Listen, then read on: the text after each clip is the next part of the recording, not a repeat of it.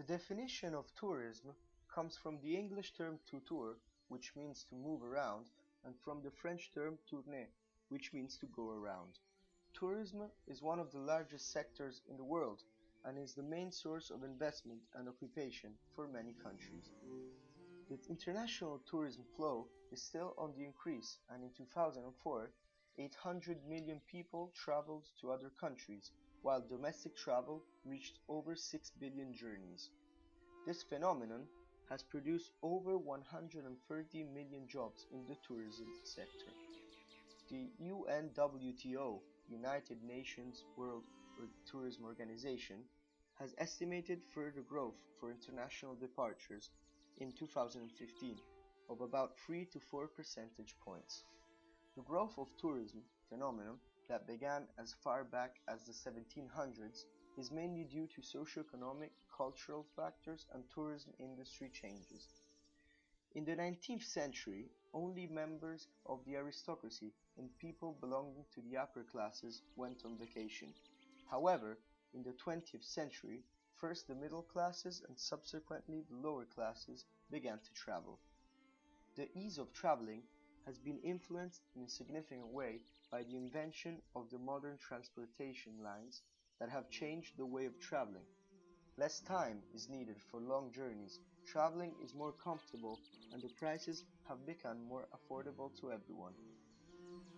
With the development of mass media, people are better informed about cultures and traditions of other countries of the world, and have become more curious and eager to experience them personally. Indeed, people want to see with their own eyes landscapes that are different from those they live in, and to explore the unknown. This huge growth in the number of travelers in the world has increased the jobs related to tourism, reducing the rates of unemployment and generating growth for the hosting country's economy. However, it has unfortunately also caused many negative aspects that cannot be ignored. The impact of tourism is devastating for those areas that do not have rational planning and that are invaded every day by mass tourism that causes great environmental damage. The health of the environment is essential for tourism, and the negative impacts caused by tourism may gradually destroy the natural resources that every year attract millions of travelers. The destinations suffer negative impacts every time the number of visitors exceeds the destination's maximum load capacity. Moreover, there has been economic and cultural damage, especially in countries in the southern part of the world, where the loss of traditions and cultural values, the exploitation of resources, and the social discomfort due to the invasion of mass tourists is not even compensated by a fair reinvestment of the generated profits. These reasons gave birth to the awareness of protecting the areas that are exploited for tourism without modifying their landscape and ecosystem, thanks to a balanced and sustainable development planning. Other fundamental points of this new way of practicing tourism is the social, cultural, and economic enhancement of the territory and of the local community through the promotion of local management of tourism services with consequent benefits for their social economic fabric. As a natural consequence of what has just been said, the last few decades has seen the birth of a new philosophy of tourism, now known as ecotourism. This kind of tourism was created as a result of dissatisfaction from travelers regarding mass tourism.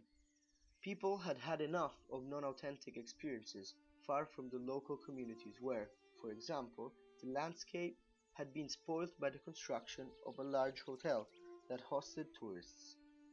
The development of ecotourism was influenced by an interest and curiosity in studying and admiring the environment, and thanks to the possibility of practicing physical activities.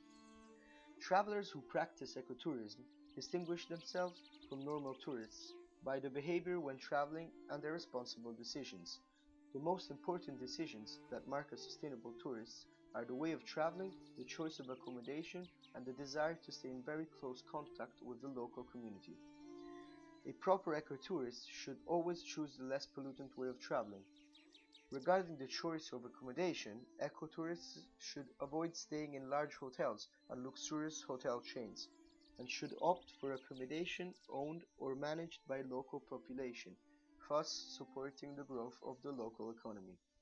Human contact with the local community is another fundamental point, because it gives the traveler the opportunity to have an authentic experience and to live the local lifestyle, enriching his general knowledge of the population's culture. In all the geographical locations that have been examined, ecotourism seems to be able to coexist with the environment by fascinating travelers without wasting resources that are often unrenewable. If we want to leave a livable world to future generations, we must all abide by the rule of preserving and respecting the environment.